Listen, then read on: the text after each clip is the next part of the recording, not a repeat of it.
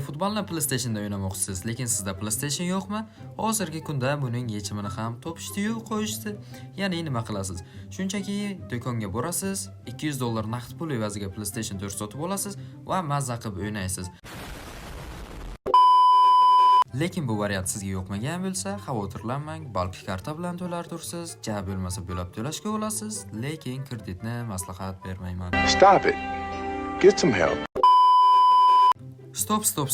Videoni o'tkazib yuborishga shoshilmaymiz, sababi sizga bir sirni aytaman. Buni esa hech kim eshitib qolmasligi uchun sizning qulog'ingizga aytaman.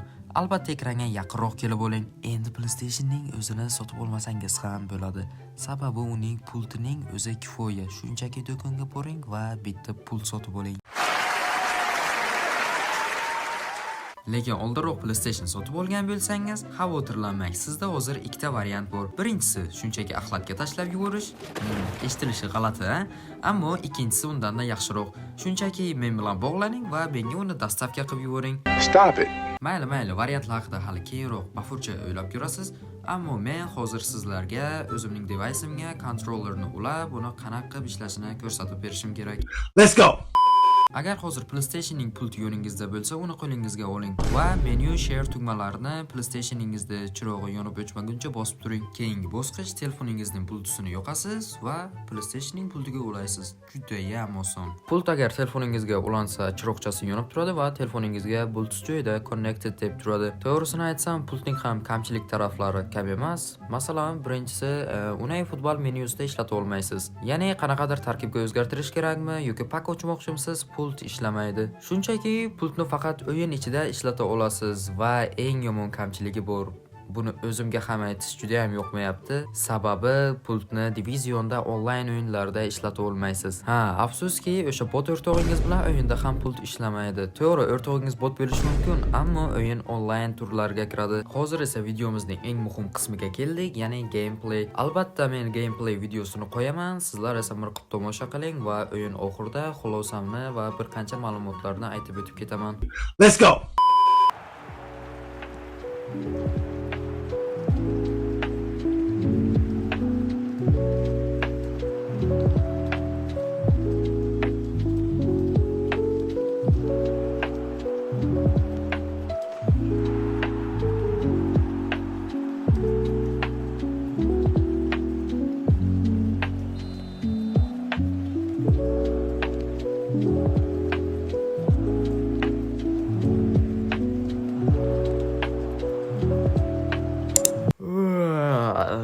To'g'risini aytsam, bu musiqani eshitib o'zimning uxlagim kelib ketdi. Shu uchun videoni biroz jonlantirish kerak. Musiqani olib tashlaymiz, boshqacha variant bilan yo'l tutamiz. Qani ketdi? This is the end.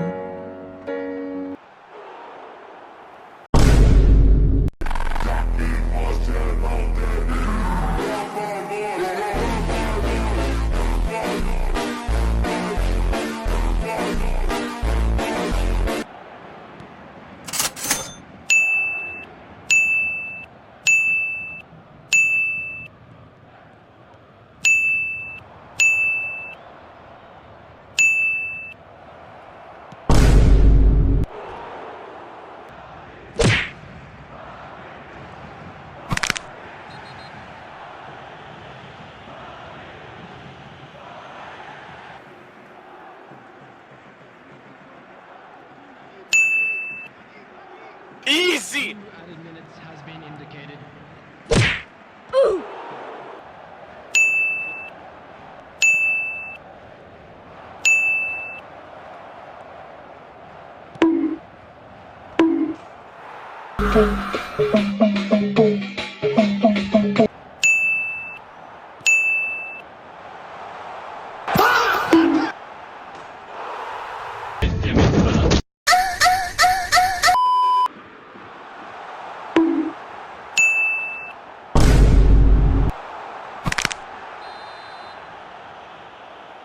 Penalti a favor del Real Madrid.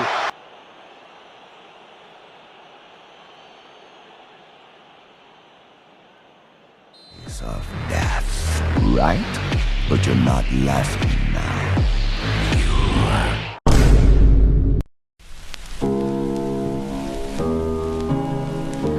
「